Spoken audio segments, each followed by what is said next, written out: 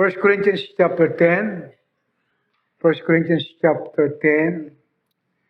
I will be reading several verses and then we will pray.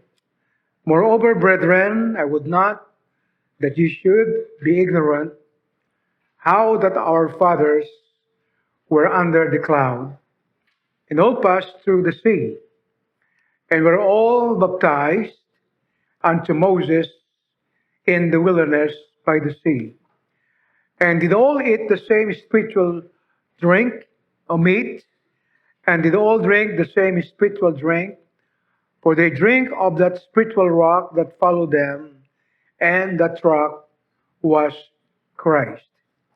But with many of them God was not well pleased, for they were overthrown in the wilderness.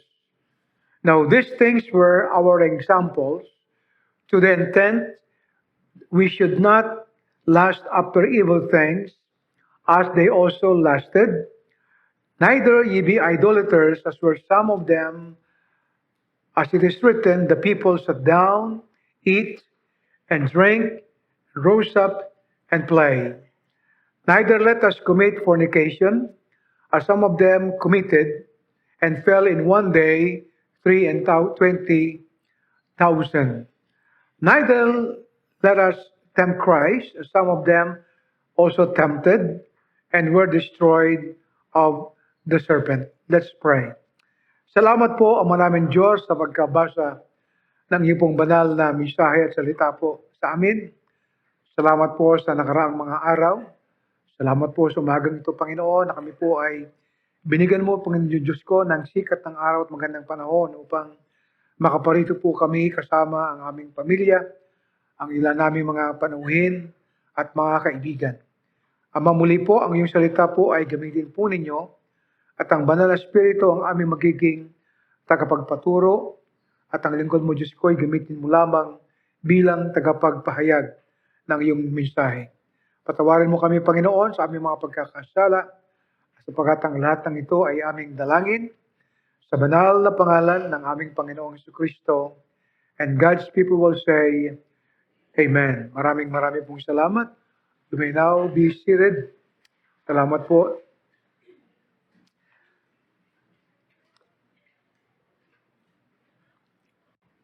Now, ang titulo po ng ating aralin pong iyang umaga is The Christ We Follow. Ang Kristong ating sinusundan. Bawat isa po sa atin ay meron tayong mga ginagaya sa buhay natin. Hindi po ba, when we were but a boy or young man or woman, meron tayong iniidolo sa buhay natin.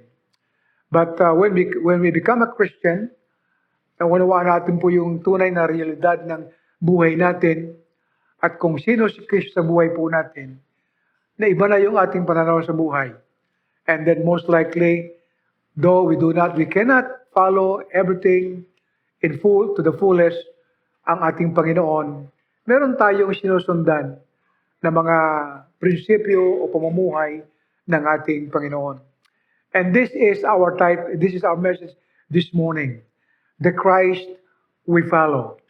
And then you will notice in our lesson tonight or this morning, sa atin pong pag-aaral, tunong po niyo po doon sa verse 13. Sa verse number 13. If you would see in verse 13, this is the conclusion of our verse. Our Bible reading is from verse 1 up to verse 13. It says, there hath no temptation taken you, but such is common to man. Now, you will see from verse 1 up to verse 12, there were temptations, yung mga pagsubok ng mga bayan ng Israel sa ilan. And then Paul concluded this verse in verse 13, there hath no temptation taken you, but such as is common to man. Now, our temptation is not something that is unusual. It is just common. Ibig sabihin po ay lahat nakakaranas ng kanya-kanyang pagsubok sa kanyang buhay o pananampalataya. But you know, the thing I like about the verse that it says, but God is faithful. Amen. Ngunit ang ating Diyos ay tapat. There are trials and there are testings in life, but our God is faithful. He may allow us to pass through some trials, but the Lord is faithful. Amen? He may allow us to severe temptations and trials ng buhay natin, but remember, God is faithful. He may allow us to suffer these things, but the Lord, the same God who is faithful, will help us to escape and become victorious. And that is the message this morning. Ang ating pong aralin po ngayong umaga. Alam niyo po, sa bawat isa po sa ating kapatid, ano po, ay narapat po meron tayong makitang pagkakaiba sa buhay po natin. The first time we become a Christian, yung ating pananampalataya kay Kristo ay kakaparinggot po lamang. But I think the time from the day you were born spiritually until this moment, just like Apostle Peter said, desire the sincere milk of the word, like a newborn babe, katulad po ng isang bagong silang na sanggol, nasahin nyo ang dalisay na gatas ng salita, and there you may grow thereby. Now, from the very beginning of our spiritual life, I believe, kapatid, na hindi ka na dati. You are not the same spiritual baby. Right? Amen?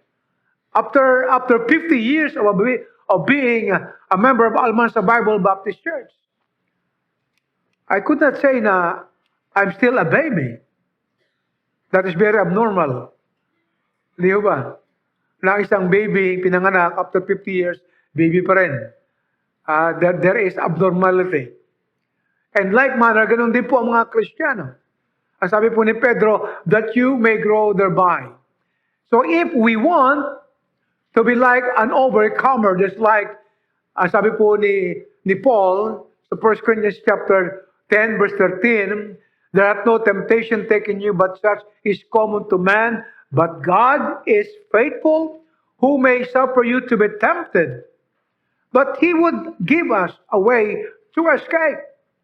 Now, if we want to be an overcomer sa buhay po natin, we must begin to see Jesus Christ differently.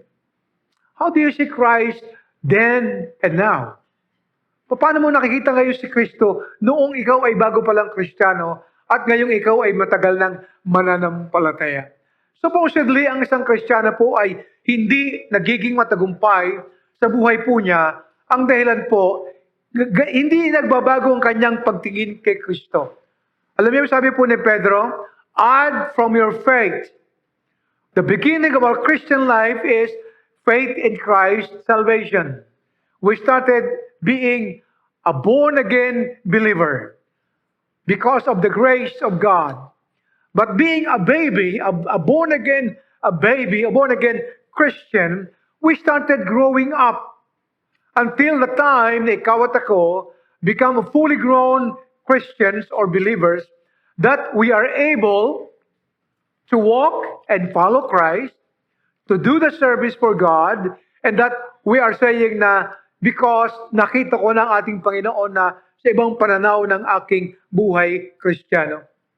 Now, when you learn to seek Jesus Christ differently, you're going to see life differently. Amen? Do you follow that? Pag nakita mo minamahal si Kristo na iba, na katulad ng nakita mo noon, na pagkilala mo sa Kanya 10 years ago, 20 years ago, 50 years ago, you're going also to see your life differently. You're going to see your circumstances differently. Rising from the morning, you just not, hindi po lamang kayo gumising just to drink a cup of coffee, and then eat your breakfast, and then go to school, and then go to your work, go home and sleep. You rise in the morning with a purpose. Amen? You go to the school with a purpose. You go to your work with a purpose. You manage your life with a purpose. You manage your business with a purpose. You manage your finances with a purpose. From the rising in the morning, you see Christ differently. You see your life a different person. A person of reason. A purpose and plan and goal for your life. Hindi ka lang basta gumising para magkape at mag-almusal. God raised you up for a purpose. Amen? And then at night, you just not simply rest or sleep. And before you close your eyes, you pray. And thank God, Lord, salamat sa buong maghapon. Salamat po sa iyong alakas. Salamat po sa iyong biyaya.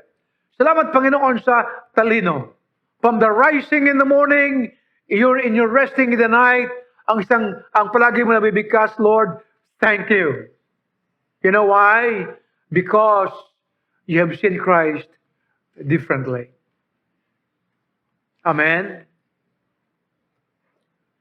When a British Methodist preacher, William Sangster, learned that he had a sickness which is called progressive muscular atrophy. Well, practically, I don't know that. Tanungin natin yung mga doktor natin mamaya. Ano ba, Dok, yung sinasabi ni Pastor na progressive muscular atrophy? Pwede bang volunteer sa mga doktor natin? Ano to? Alam ko lang yung progressive, pagunlad. Pero yung muscular atrophy, ano po yun? Muscular sa muscle, di ba? Ano? Anybody? Well, mamaya na tayo magtanong, mamaya. And could not get well, he made 4 resolutions and kept them until the end of his life. One, he said, I will never complain. What a great resolution. And when the first day he rose from bed, throughout the day, ang kanyang goal, I will never complain. Sana ganun tayo maghapon, Lord. I will never complain. I will never complain. Pagdating mo ng pananghalian, yan na naman. I remember, I will never complain. I will keep home bright, meaning, ako magpapasya sa aming tahanan. I will not be an instrument of sadness in our home. I will count my blessing. Amen? We have the attitude of bilangin ang mga pagpapala ng ating Panginoon. Meron tayong awit na, count your blessing, name them one by one. Alright? Pero baliktad ang mga Kristiyano, they count their problems, and they not only add it one by one, they multiply it. Kaya napaka-problematic ng buhay ng mga Kristiyano. Instead of counting the blessings, they count the problems. So he said, I will never complain. I will keep my home bright, and I will count the blessing. And number 4, I will try to turn it. I will try to turn my trials into gain. Wow. I will try to turn my trials into gain. Alam mo, ang isang taong nakita niya yung Panginoon sa buhay po niya, he will face each day differently. Amen? Differently. There hath no temptation taken you, but such is common to man. Don't never say na, God, why only me? Bakit yung kapatid ko na hindi sana pareho kami? No. There was a story about a native in Congo. And this native Christian prayed, and he said, Lord, dear Lord, you be the needle, and I will be the thread. Kayo yung, ano ba yung needle sa Tagalog? Karayom, ako yung sinulid. Sabi niya, you go first, and I will follow wherever you may lead. At sana ganun tayo mga mananampalataya na po. Na saan man pumunta ang Panginoon, doon tayo kasama. Saan man tayo dalhin ng ating Panginoon, doon tayo paroroon. Now, do you know that all of the apostles and disciples, majority of the disciples of the Lord Jesus Christ, were insulted by the enemies of their Lord and Master? And they were called to seal their belief and their doctrine by their blood. But they all died nobly. They never complained. They nobly deal the problems or the trials of their life. For example, si Matthew. Matthew suffered being slain with a sword at a distant city of Ethiopia. The writer of the book of Matthew. Mark expired in Alexandria in Egypt after being cruelly dragged through the streets of the city. Kinaladkad ka doon sa city at doon po siya namatay.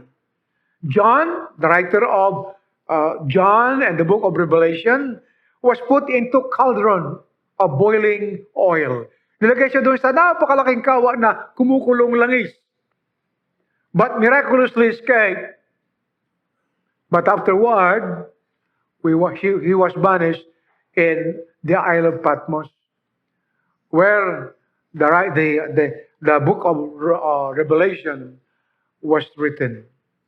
And then Paul, after various tortures, pagkatapos po ng maraming paghihirap, maraming pag-uusig, he was brought to Rome and he was beheaded by the Emperor Nero. But they follow Christ. Amen? They follow the Lord. Alam niyo po, sa buhay po natin mga kapatid, it's either na we become a follower of Jesus or we become a follower of ourselves. We follow our own will and purpose. Now this morning, I would like to start for us to see what could change our day-to-day living for Christ, and what would allow us to keep on following God, to keep on following our Lord Jesus Christ. And I will divide our lesson this morning into three important points. Number one is the unfailing provision of our God. Look at now our text from chapter 10, the unfailing provision of our God. You know why is this? You know why there is an unfailing provision? Hindi po nawawala. Ano po? Ibig sabihin, continuous provision ng ating Panginoon. It is because God is faithful. Tama po, sapagkat ang ating Diyos ay matapat. I want you to go back to chapter 10, verses 1 up to 4. Go back there and you will see, Paul said, "Moreover, brethren, I would not that you should be ignorant." Huwag kayong maging mga mangmang. Meaning, without knowledge, walang kalaman. How? Kung paano yung ating mga ama. How all our fathers were under the cloud and all passed through the sea. We're all baptized unto Moses in the cloud, and did all eat the same spiritual meat, did all drink of the same spiritual drink, for they drank of that spiritual rock that followed them, and that rock was Christ. Tingnan niyo po yan. Sabi po ni Pablo, mga kapatid, nais ko kayong hindi maging mga mangmang. Ignorant. Walang alam. Walang alam. How our fathers, kung paano yung ating mga ninuno, under the leadership of Moses, they passed through the clouds, they passed through the sea, they eat the bread that comes from heaven, they drink the water that comes from the rock. Could you imagine that? Wala na pong mangyayaring gano'ng experience ang tao. It was only the experience of God's people in the wilderness. Pagka minsan, ang problema po natin ay ganito. Our problem is that, ikaw at ako, minsan, paano natin mapagdudugtong yung ngayon at para bukas. Ha? Paano natin idudugtong yung bukas at ngayon? Commonly, this has been the problem of many. Paano natin idudugtong? Ha? Paano kung natin mapagkakasya ang meron tayong kakarampot? Di po ba? Paano natin pagkakasayin yung ating mong kakunting kita? Paano? Sa ating napakalaking pangangailangan. Well, you notice in our text, sabi po ni Paul, nais ko na kayo hindi maging mga magmang. Binigyan niyo po ang halimbawa kung paano ang Diyos ay nag-provide sa kanyang bayan doon sa ilang, sa wilderness. Na kung kayo po makakita po ng disyerto, you might say na paano ang mabubuhay ang tao dito. Walang source of water. Walang mga punong kahoy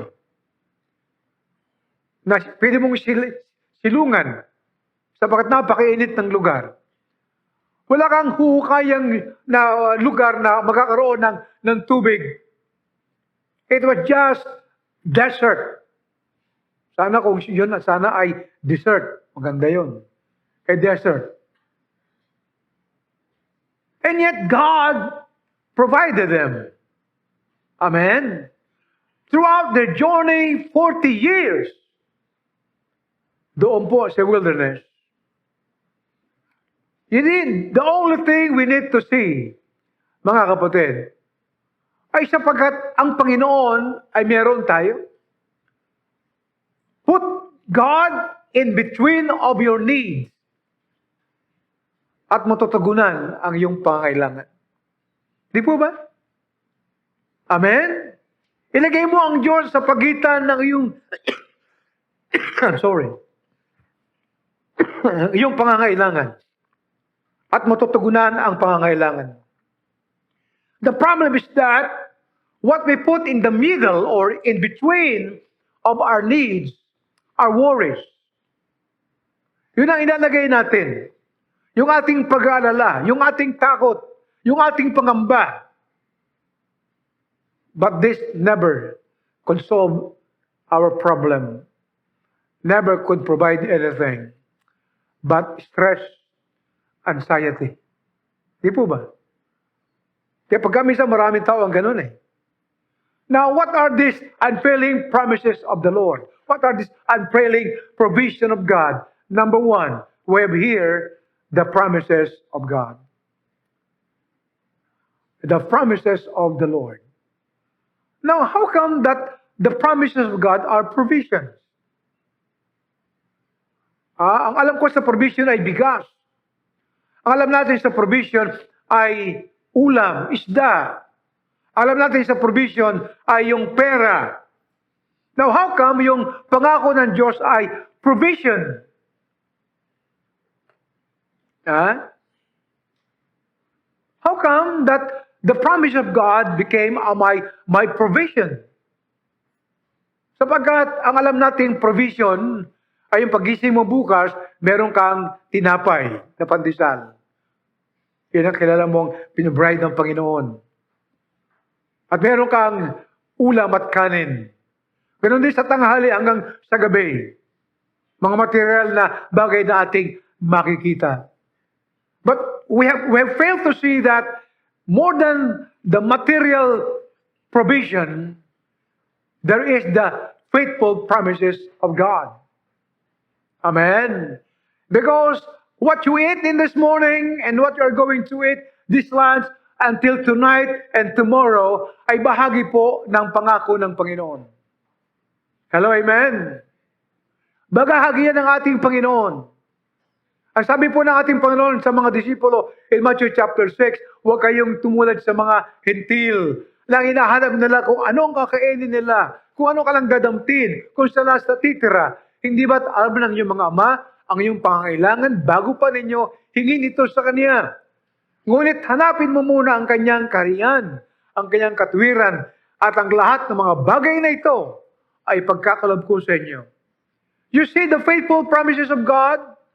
There is the promise first before the physical and material provision. Hello, amen? But seek ye first the kingdom of God and his righteousness, and all these things shall be added unto you. The unfailing provision, which are the faithful promises of God. Kaya sabi po ni Paul, I would not that you should be ignorant. Minsan na mga Kristiyano ay mangmang sa mismong mga salita ng ating Panginoon.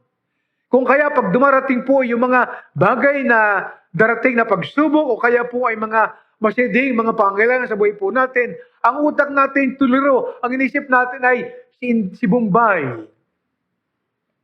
Sino ang ating mautangan? Meron kang Diyos na dapat mong sampalatayanan. Hello, amen? Pagtibayin mo yung pananampalataya sa salita ng Diyos sapagkat meron po siyang matapat na mga pangako sa iyo that would provide your needs for every day. And I want to tell something about this, the promises of God. First of all, they are useful promises. This is useless. What I'm telling you about the useful promises.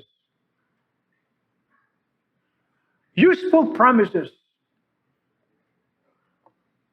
There are useless promises. Somebody promised you, useless. But God's promises are useful. Amen? Ang Diyos po mga kapatid, hindi magbibigay po ng kanyang mga pangako sa kanyang mga anak without intending them to use them. Listen to me. God promised you something and God said, you can use my promise. God promised us something with the intention of you can use it. Sipin mo, binigyan ka ng isang tao ng cheque. Ang halaga ay 1,000,000. Pero sabi sa'yo, wag mo i-encash yan, ha? Anong halaga nun? Meron kang cheque, 1,000,000, pero sabi sa'yo, wag mo i-encash, ha? Para ano to? That check is without any intention, right? To provide you your need. But never the promises of God. God promises, God gives us the promises with the intention to use them. Why? That's why it is faithful promises. Tinitiyak ko po sa inyo, kapatid, na ang pangako ng Diyos ay binigay sa iyo with the intention of you can use it. Amen? Kumbaga sa cheque, you can encash it. You can use it. God never gives His children a promise which He does not intend them to use. That's why when you are weak, you can say, God, you promised me grace. God will give you grace. Because God said, I have the promise that it is intended for you to be used. Amen? Lord, you promised me your protection, sabi mo, Panginoon, and I will be with you until the end of the world. God gave us the promises. God will never allow us to face any life situation which God does not specifically supply a particular promise sa buhay po natin. Bawat sitwasyon ng ating buhay, kapatid, ay mayroong partikular na mga pangako ng ating Panginoon na tayo po'y magtatagumpay. There is always the promises of mercy and grace and strength and wisdom. And that is more than the bread that perished.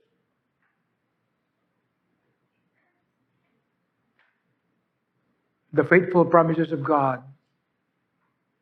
And these are useful promises.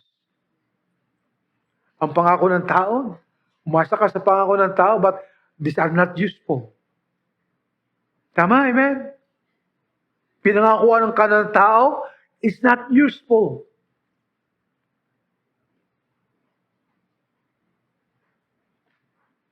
But God's promises are useful promises. Remember, 1 Corinthians 10, verse 13, but God is faithful. Amen. Number 2, not only the promises of God are useful promises, which is part of His provision sa buhay po natin. Lahat ng pangailangan po natin, kapatid, ano man po yan man ay financial, yan man po ay material, yan man po ay spiritual, it belongs to the faithfulness of promises of God that are useful promises. Not only that, these promises of God are great support for faith. Ito po yung mga dakilang pampalakas o pampatibay ng ating pananampalataya. Amen. Tumitibay po tayo sa salita ng ating Diyos sa ating pananampalataya. Ang pangako minamahal ng ating Diyos ay napakalaking suporta sa ating pananampalataya. Kaya po ang pananampalataya natin, kapatid, ay buhay na mga pangako ng ating Panginoon. Katulad po ng mga isda na hindi pwedeng mabuhay, na nawala po doon sa ilalim ng tubig, ganoon din po tayo. Our life is because of the promises of God. And these promises are both strengthening, nagpapalakas, comforting, umaaliw sa atin, bumubuhay sa ating pong mamamatay na pag-asa. Amen? It is the promise of God that keeps us floating. Kaya nandito pa rin po tayo. Despite of many afflictions, many trials in life, still, namumuhay po tayo ng above our trials and temptations. Amen? Why? Because these promises of God are the unfailing provision that are useful promises. And promises that could great support for our faith.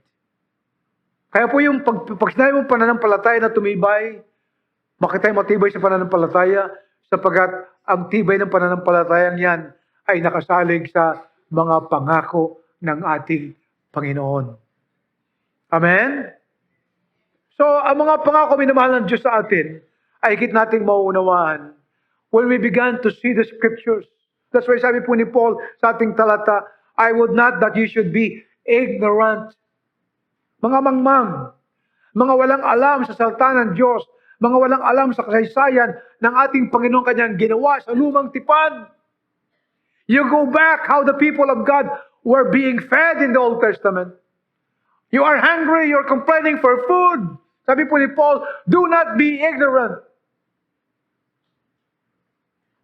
Look back our fathers, how God provided them for 40 years in the wilderness, feeding them. Amen? Hello?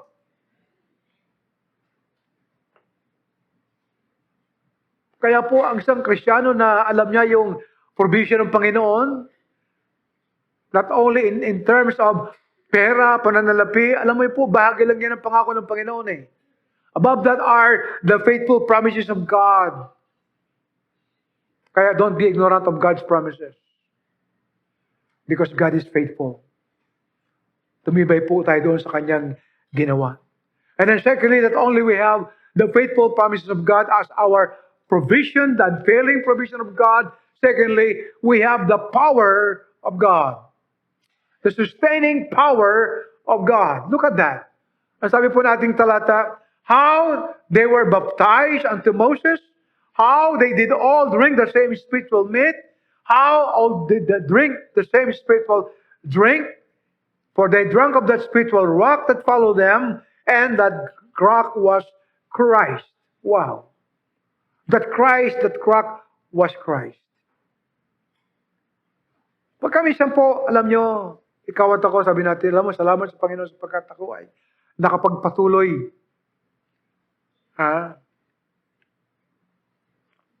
Maybe you have heard the word persevere. Persevere. Pag sinabi natin severe ay malala, di po ba? Severe pain. Severe headache. Okay?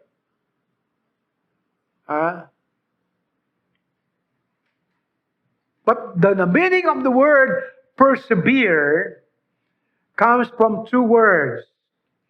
From the prefix per, meaning through, and then added by the word severe, it means to keep pressing on. Why do you persevere? Why we were able to keep pressing on? Bagamat napakarami pong mga pagsubok na binabato ng mga mananampalataya, one thing, the unfailing provision of God through His sustaining power. Amen. The sustaining power of the Lord. Kaya tayo ay nagpe-persevere, pressing on, trusting God, looking up, doing good. Hindi ibig sabihin na ikaw ay kakaiba. Matibay ka, malakas ka. It is only because of the sustaining power of God in our life. Amen. And these are the unfailing provision ng Diyos sa buhay natin. Kaya meron tayong salitang perseverance. Di ba? Persevere. Keep pressing on. Because you are being sustained by the power of God. William Carey, a missionary to India, he said, I have God, I have His Word. And though the superstition of the heathen were a million times worse than they are, if I were deserted by all and persecuted by all, yet my hope speaks on the sure word of God. I would rise up in the morning without any obstruction. I will come out of all the trials as gold purified by fire. What a testimony po ni William Carey. Na ginamit ng Panginoon po doon sa hintermost part ng India to preach the word of God. Now, I want you to see how God sustained God's people in the wilderness. And this is what we call the sustaining power. Yung unfailing provision ng ating Panginoon. I want you to go back to verse 1 hanggang verse number 4. Look at that. Number 1, look at this. Sabi po ni Pablo, I would not that you should be ignorant. Walang kaalaman. How that all our fathers were under the cloud and all passed through the sea. Ano sabi po ni Paul? All our fathers were under the cloud. You want to see the reference of that? In Exodus chapter 13. Yung po sinasabi po ni Paul, kung paano yung ating mga magulang sa lumang tipan ay nandoon sa ilalim ng cloud. Bakit po? Because God called all the clouds of heaven. Sila yung mga nagmastilang lilim ng bayang Israel habang sila naglalakbay sa kainitan ng disyerto. Yan ang unang umbrella. Kaya lang walang hawakan. In the book of Exodus chapter 13, verse 20 to 22, it says, And they took their journey from Sukkot and encamped in Ethan, in the edge of the wilderness, And the Lord went before them by day in a pillar of cloud. So God went with them in the pillar of cloud. Ang cloud sa kalangitan ang nagbigay sa kalapunan, lilim sa kainitan ng araw. Amen? Wow! Could you imagine traveling with your families, with children and babies, with the elderly, with the seniors? Kasama po ang kanilang mga alagang mga hayop, had it not been for the cloud that God gave them. Lahat sila ay mga tuyo sa disyerto.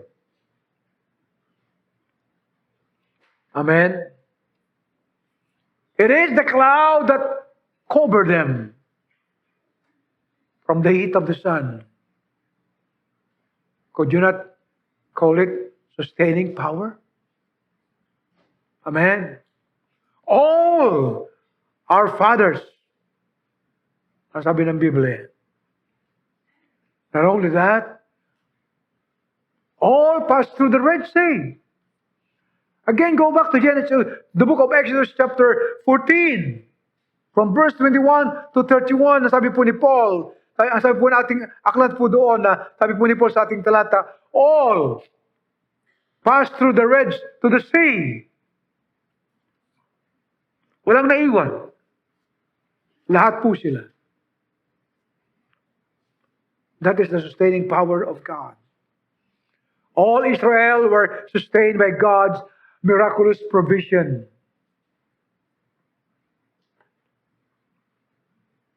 They were provided with the clouds that protect them from the heat of the sun. God provided them with the power so that they could cross the Red Sea. Amen? We know the story of that. And then thirdly, all ate. Lahat sila kumain. All did eat the same spiritual meat, and did all drink the same spiritual drink. For they drank of that spiritual rock that followed them, and that rock was Christ. Wow. Walang mabilang tinapay, sapagkat walang bakery doon. Patay ang negosyo doon, wala ka namang beef. And yet God provided them bread in the morning. A bread came down from heaven. Ang kailangan gagawin po, kukunin po nila yung mana. Walang tubig na kukunan. But God gave them water to drink from the rock. God said to Moses, smite the rock. The next time, speak to the rock. And the rock gave water. Now, have you seen the word all? All our fathers were under the cloud. All passed through the Red Sea. All ate the food. All drank the water. Now one is left out. Amen? Kanya never made a complaint na ang Diyos hindi mabuti sa akin. No. God is good for all His children. Maybe you are only a complainer.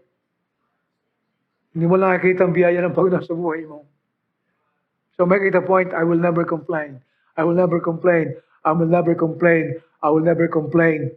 Ba't ganito ulam? Bukas na lang ako hindi magka-complain. No. The unfailing provision. The faithful promises of God.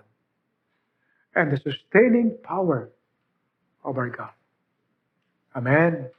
Secondly, the ungrateful people. Ungrateful. You know who are the ungrateful people? They are the unfaithful believers. Do you hear me? Only the unfaithful believers are ungrateful.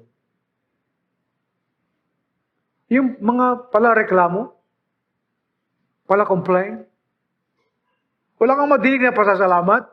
Yan po yung mga Kristiyano na, yan yung mga mananampalataya na hindi matapat. Now, tingnan niyo po ang verse number 6. Verse number 5 and number 6, he said, but with many of them God was not pleased, was not well pleased, for they were overthrown in the wilderness. Now these things were our examples to the intent that we should not lust after evil things as they also lusted. Ungrateful people. Hindi mga tao mapagpasalamat. Mga tao hindi matapat yan eh. Sila yung mga complainers. They are the mga murmurers. From the very morning na sila gumising hanggang sa matutulog na sila, ang puso at isip nila, puro pag-complain na lang.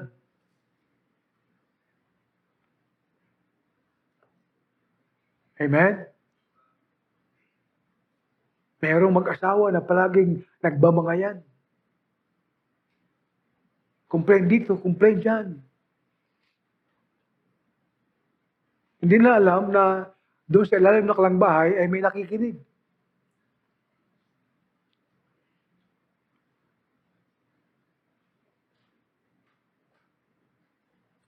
Isang magkaibigang daga at manok. Ang sabi ni manok, kaibigang daga. Alam mo, mula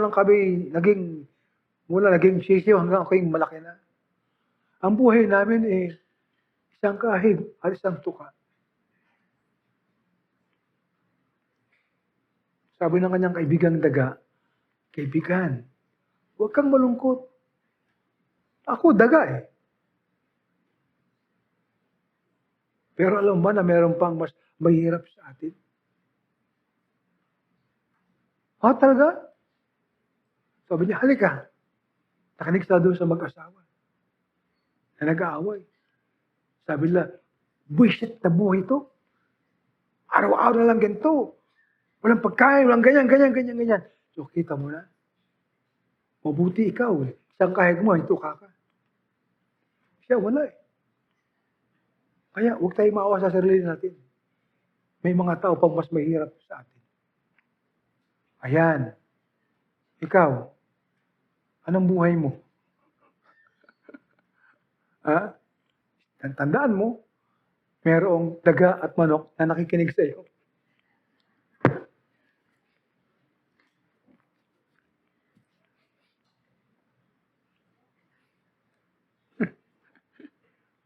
Ungrateful people. They are the unfaithful ones. Amen? Mga taong hindi mabubuti. Mga taong hindi matapat. Ano sabi ng ating verse? Pinakain sila ng Panginoon na lahat. Iningatan na lahat. Binigyan ng tubig na lahat. Nililimliman ng ating Panginoon na lahat. And yet sabi ng ating talata, but with many of them, God was not well pleased. Hindi natuwa ang Panginoon. Why? Sapagkat all of God's provision along the way. Anong pa rin yung kanilang murmurings, complaining? Binigyan ng tinapay, sabi ni Moses, sabi ng mga tao, Moses, wala bang palaman? Hirap kayo naman itong pandesal na ito, walang palaman. Wala bang meatloaf dyan?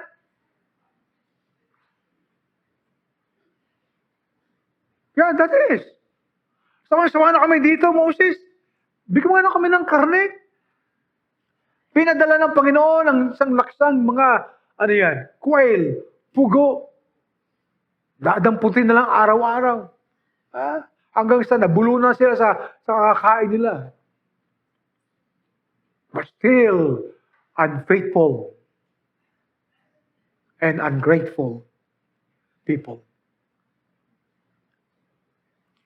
Ikaw at ako. Palitan na nga niyo ito ng baterya. Ha? Yung aking daliri niya, kapapagod na kapipindot dito. Ayan. We are all troubled with an appointed way. Wilderness is God's appointed way for them. We all travel in appointed way. You may say, bakit yung kanyang dinadaanan na mas maganda kaysa sa dinadaanan ko? Don't judge. Maybe it was just starting slowly. The wilderness is God's appointed way. Ang sabi ng Biblia, to test them, to know what was in their hearts.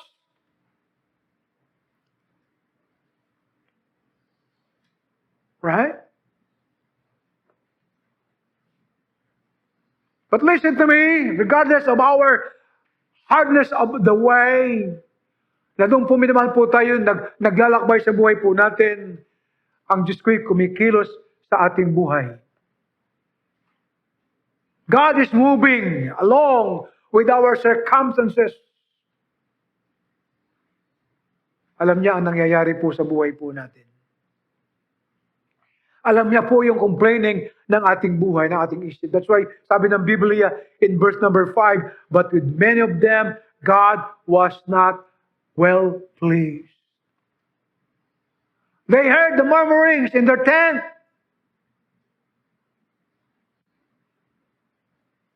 And God was able to tell Moses, Moses, the people are murmuring.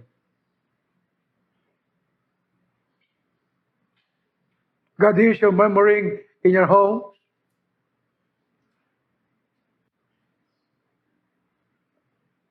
God knows your heart of murmurers. Could you imagine you are murmuring every day and your children are hearing it? And then you will tell them, alam mo anak, ang Diyos ay mabuti. So, kalooban ng anak mo, mabuti, araw-araw nagko-complain ka naman. Could you imagine that? Telling them the goodness of God, but at the same time, complaining and murmuring?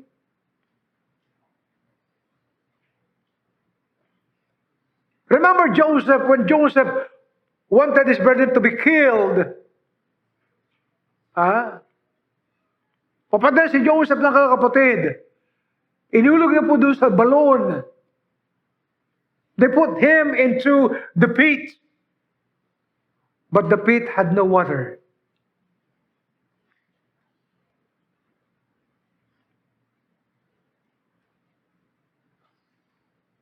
But who made those pits without water? It's God.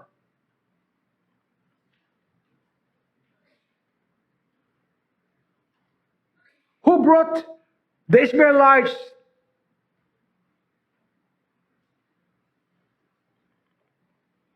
so that Joseph can be brought to Egypt?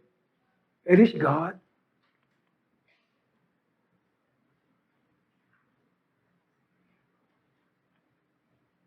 And Joseph was in prison, foolishly charged. Who brought those sleepless nights to the king Pharaoh? It is God.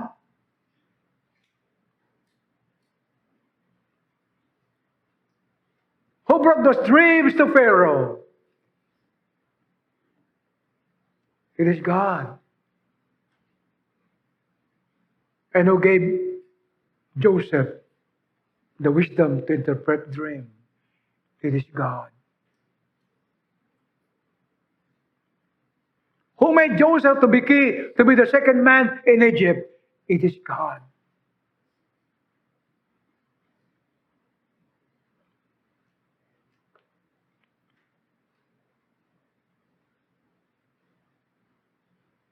Because Joseph understood God's way. more than God's acts.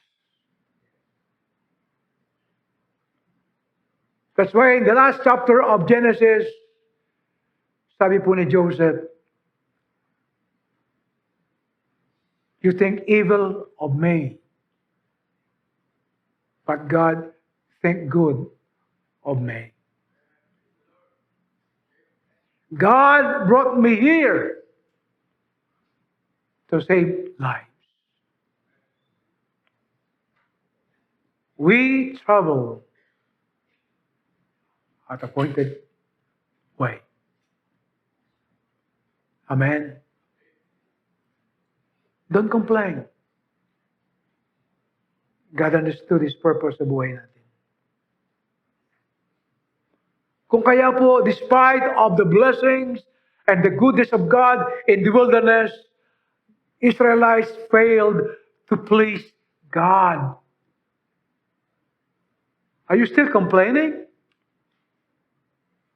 Are you still murmuring? Katulad ng mga Hudyo sa lumang tipan, lahat ng mga biyaya ng Panginoon, kapangyarihan kanyang ginawa at pinakita na, but still they are complaining, murmuring. And God's displeasure was very evident. Nawala sino man sa kanilang lahat ang nakarating sa pangako ng Panginoon maliban sa mga kabataan. Only their young children, all the 20 years old and above died. The 12 leaders that spied the land, only 2 were able to enter. Joshua and Caleb and their families and these children. Now you will notice in our text that Apostle Paul, he was trying to connect and find the connection between the Israelites' experience in the wilderness and the Corinthian church. Here is the connection, mga kapatid. The connection between the Old Testament experiences. Sabi niya sa verse 6, now these were our example, and that's now our connection. At ito ang ating halimbawa. He then now illustrates his point of connecting the wilderness experiences to his audience, the church in Corinth. At sa atin din naman, sa panahon po natin. Now, these things were written for our examples, sabi po ni Paul, now these things were for our examples, to the intent that we should not lust after evil things as they also lasted. That's not the connection. We're not here just to tell you a story. But Paul said, God is not well pleased with them. As sabi po ni Pablo, and these are our examples. Ito ang ating halimbawa. Halimbawa. Na hindi natin dapat matutunan o magaya.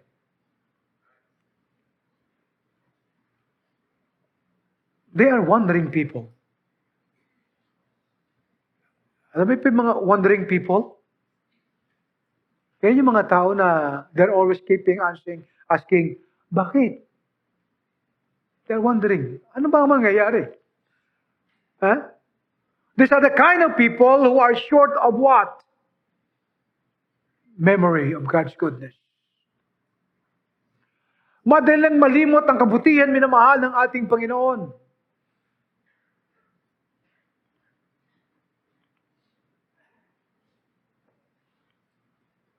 Alam mo yung mga wandering mga tao, kapatid, na yung bang paikot-ikot lamang na walang definite place of destination.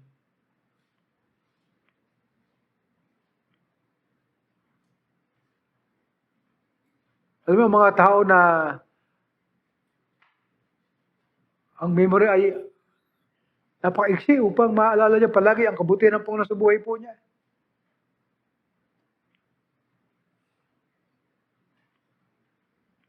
Sila po yung mga tao, pagkamisan po ay mga complainers. Kaya po sila ay nagpaikot-ikot without any destination. They keep on walking. They keep on wandering. Short of God's memory of God's blessings sa buhay nila. And most of these people are, sabi ko nga po kanina, ay mga murmurers, complainers.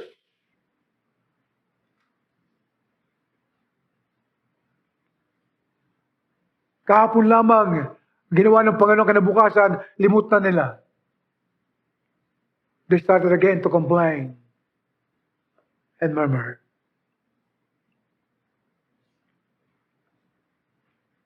Isipin mo doon sa 40 years, sila nagpaikot-ikot lang sa ilang.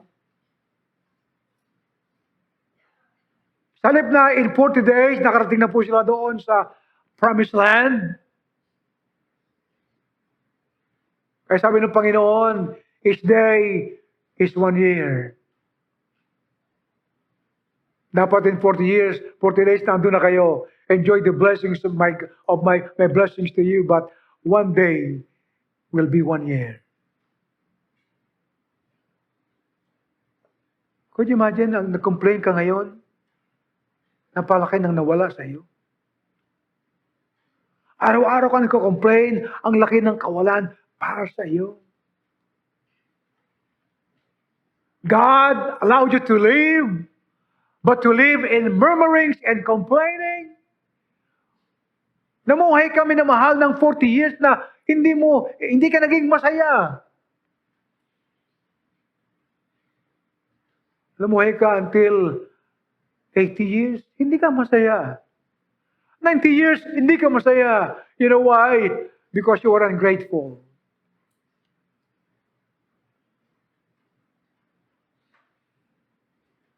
Ungrateful.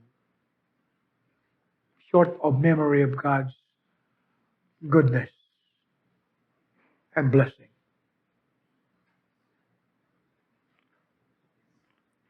Not only that, they were also withering people. Withering. Alam mo siya yung mga taong parang yung buhay ay tuyot? Yun yung mga taong mga makasarili. Mga self-centered na mga tao. Ang nakita palagi yung sarili niya. They are the kind of people who are self-centered. The people who have always the tendency to rebel against authority.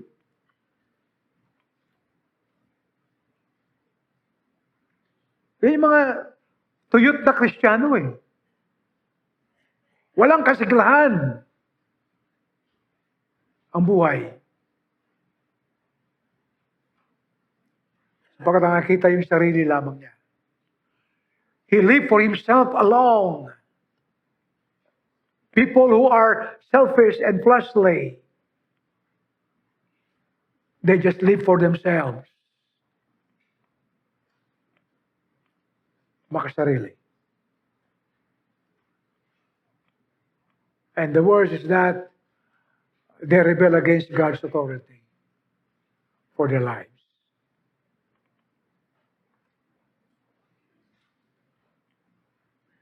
These are the grateful people. Ang sabi po ni Paul, these are our example.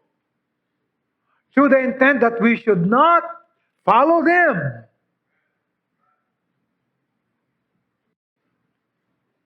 Amen? They lust after evil things. They became idolaters. Napaka tao na bagamat nandun sila namumuhay and yet just like a tree that is getting withered every day. Walang sigla yung kalang buhay. And then also there are weakling people. People who are ungrateful are generally weak people. Ano po? The weakling are the people who are lacking in strength. The strength of the mind, the strength of the will, or the stability of the character. They could be easily swayed and yield to temptation. The weakling.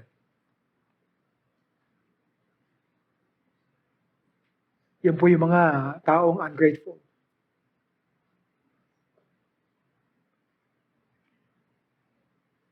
At yun po yung nilarawan po sa atin ni Pablo. Mga ungrateful people of all na binigay ng Panginoon sa kanila, pinigatan sila ng Diyos, pinagkabalan sila minamahal ng lahat ng kanilang pangangailangan, and yet, sabi ng Biblia, ang Diyos ay hindi nalugod sa kanila. But with many of them, God was not well pleased. Ungratefulness. Because they are unfaithful people. And then lastly, go back to verse 1, he said, Brethren, I would not that ye should be ignorant, without knowledge. There is the power that they are ignorant of. The unknown power. Tingnan po natin ang verse number 6. Now these things were our example, to the intent that we should not lust after evil things, as is also lusted, neither ye be idolaters, as were some of them. As it is written, the people sat down and eat and drink and rose up and play. Neither let us commit fornication, as some of them committed, and fell in one day 23,000. Neither let us tempt Christ, as some of them also tempted, as were destroyed of the serpent. Neither murmur ye, as some of them also murmured, and were destroyed of the destroyer. Now all these things happened unto them for examples, that they were written for our admonition, upon whom the ends of the world are come. Wherefore, let him that thinketh standeth take heed lest he fall. Let no temptation taken you, but as is common to man, but God is faithful, who will not suffer you to be tempted above that ye are able, but will with the temptation also make a way to escape, that ye may be able to bear it. Sabi po ni Paul sa verse 9, neither let us tempt Christ. You see, sabi ni Paul sa verse 6, these were our example, to the intent that we should not follow and despire unlawfully. Sabi po ni Paul sa verse 9, neither let us tempt Christ. He was now referring to the church of Corinth. Ang sabi niya, ganoon din naman tayo, huwag nating tuksuhin si Kristo.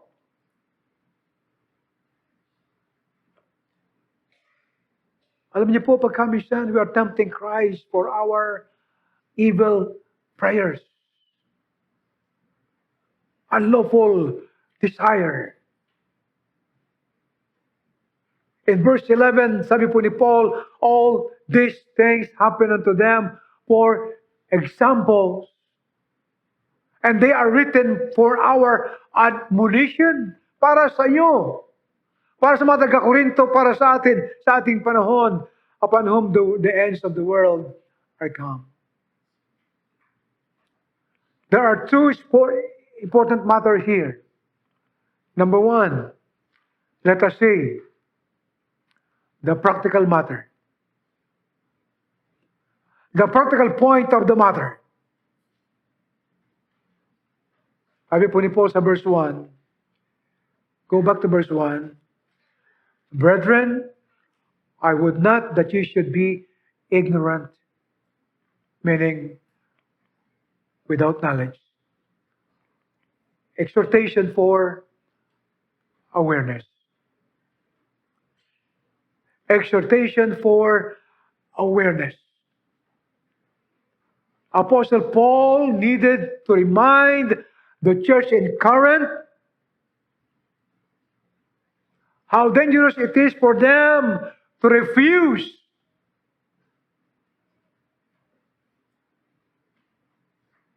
to follow Christ and to give up something that is not glorifying to Christ. Ganun po sa buhay po natin, kapatid. Kaya sabi po ni Pablo, ito'y nasulat for our example, for our learning, for our admonition, an exhortation to become aware. Baka ikaw at ako at ang mga Kristiyano sa Korinto ay natutulad na doon sa mga mananampalataya ng ating Diyos sa lumang tipan. Amen? Israelites are ignorant of God's ways. They just know the acts of God. Yung ginawa ng Diyos ang nakikita nila. Yung cloud, yung water, yung bread. But God's way to them, they did not know. That's why ikaw na Kristiyano, bagamat nakita mo yung gawa ng Diyos, may pagkain ka. Gawa ng Panginoon, iningatan ka. Gawa ng Panginoon, pinagaling ka. And yet, you are still complaining because you don't know God's way. The why. You only know the what. Kung ano ang ginawa ng Panginoon sa iyo. If you cannot give thanks in your planting, if you cannot seek the way of God in your planting, you cannot see His way in your poverty. Pag hindi mo makita ang paraan ng Panginoon na ikaw ay sagana, hindi mo rin makikita ang gawa ng Panginoon sa panahon na ikaw ay wala. Do you know that? Amen. Kung hindi mo makita ng iyong mga mata ang paraan ng Diyos nung ikaw ay nananagana pa, the more you cannot see His way in times of your poverty, sa iyong kawalan. Nakita mo ba ang paraan ng Diyos in times of your planting? Pag di mo nakita yon, pag dumating sa iyo yung pagdarahop, yung paghihirap, lalo mong hindi makita yung kanyang paraan. Amen. Awareness.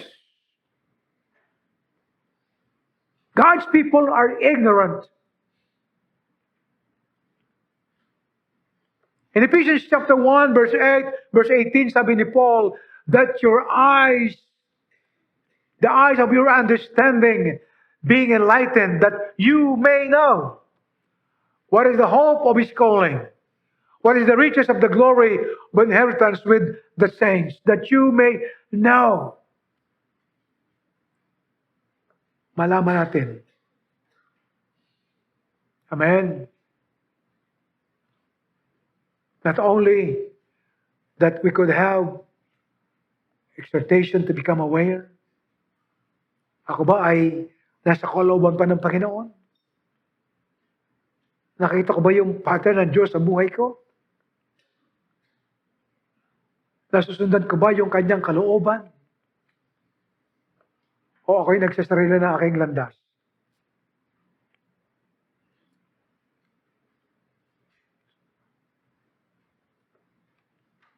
Exhibit a life of discipline.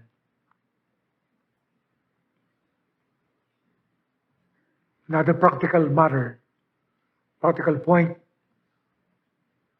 of the matter.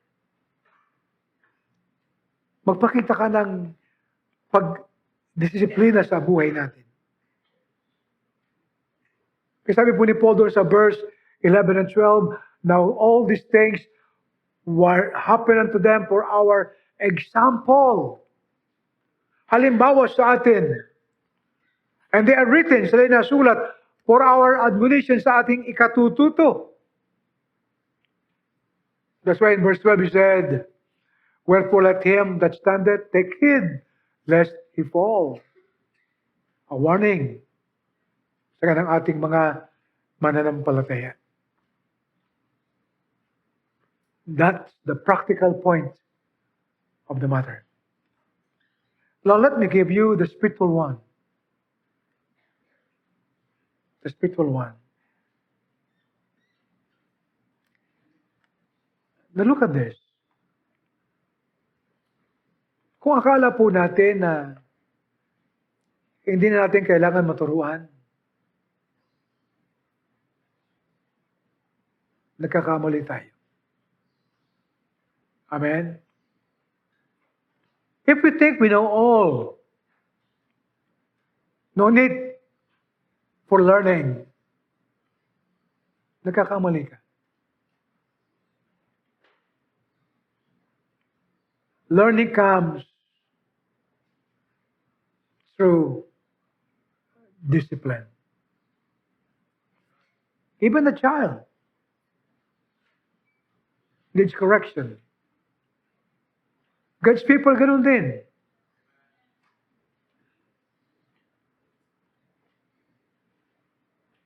Kaya sabi po ni Pablo, these are written for our example. Never think that you are right all the time. No. Only God is right all the time. Amen.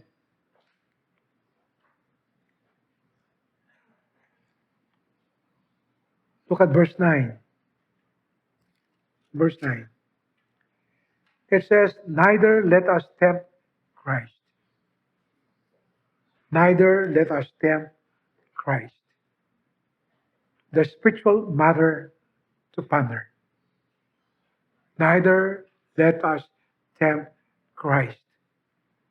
As some of them also tempted and were destroyed of the serpent. You know, the spiritual matter is that let us know the power behind your sustenance. Alamin mo, minamahal ang kapangyarihan sa likod ng mga bagay na meron ka ngayon. Mga bagay na meron tayo. Amen. Ang sabi po ni Pablo, neither let us tempt Christ. Huwag din natin naman tuksohin si Kristo, as some of them also tempted.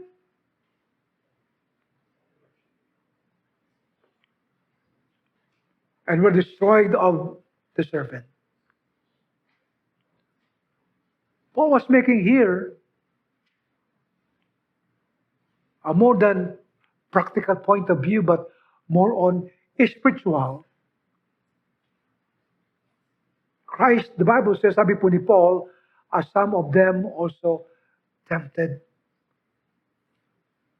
and were destroyed of the serpent.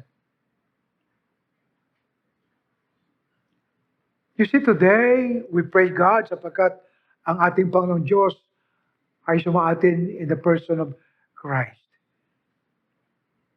Amen? The same Jesus also manifests to them in some ways. He manifested to them through the rock. He manifested to them to the bread.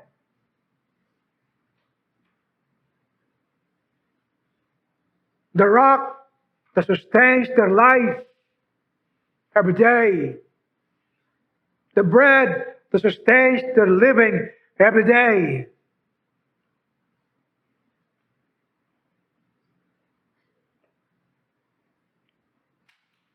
At sabi po ni Paul, neither let us tempt Christ.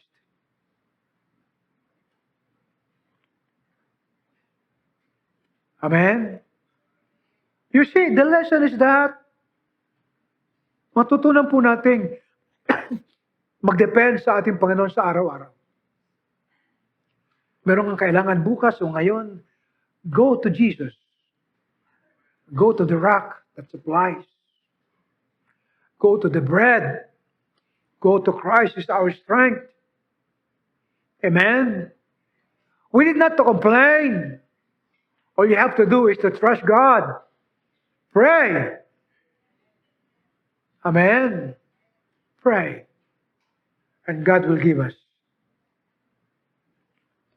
The presence of Christ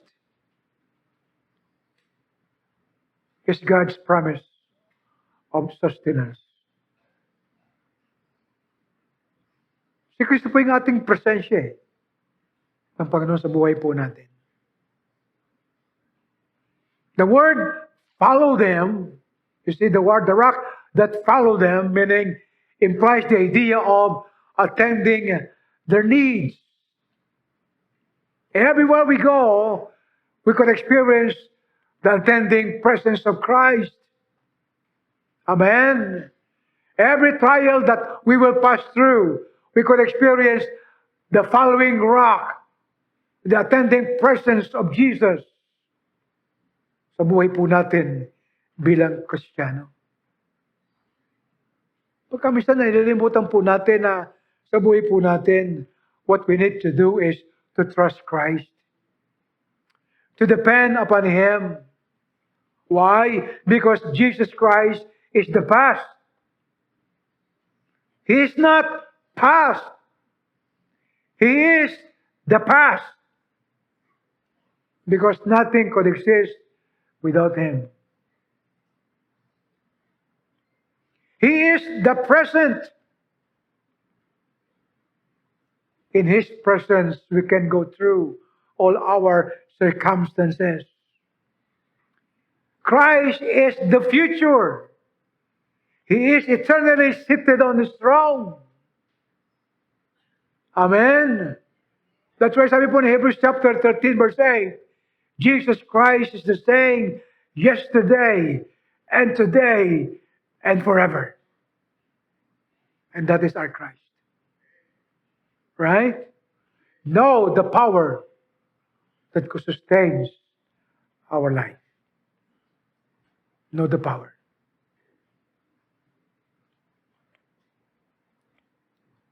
Alam niyo po, so much to say na ikaw at ako ay mga Kristiyanong pag kami sa akala natin, iniwan tayo ng ating Panginoon. Nag-isa ka na lang. No. You follow Christ. Ang ating lesson ay following Christ. The reality is that Christ is the one who follows us. Amen. Christ is following us, and we are following Him. Everywhere you go, the presence of Jesus is with us. We are following Christ, at the same time, Christ is following us. Walang takbo ng buhay natin, kapatid, na si Kristo ay absent sa buhay natin.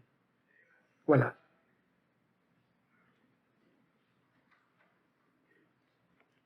Mr. Hudson Taylor said, were it not for the consciousness of Christ as my hope, hour by hour, I could not go on.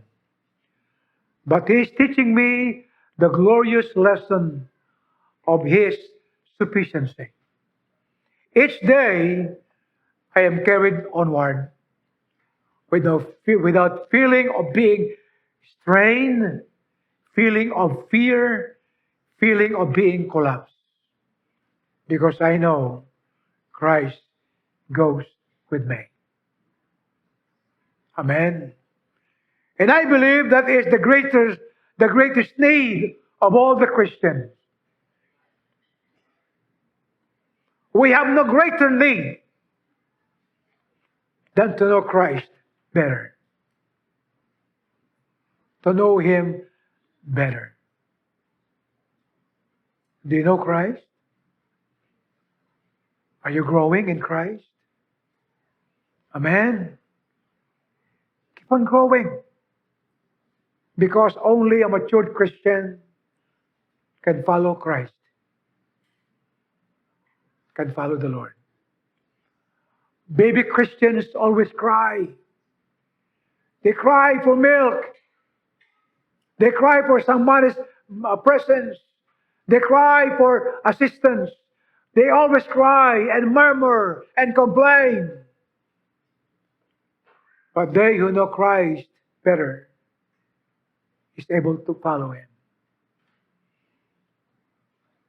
Not only they know and they see God's acts in their lives, but they know God's ways in their lives. That is the Christ we follow. Yung Kristong ating sinusunod. Amen. Maglingkod tayo sa Kanya. So we will stand and please and we will pray.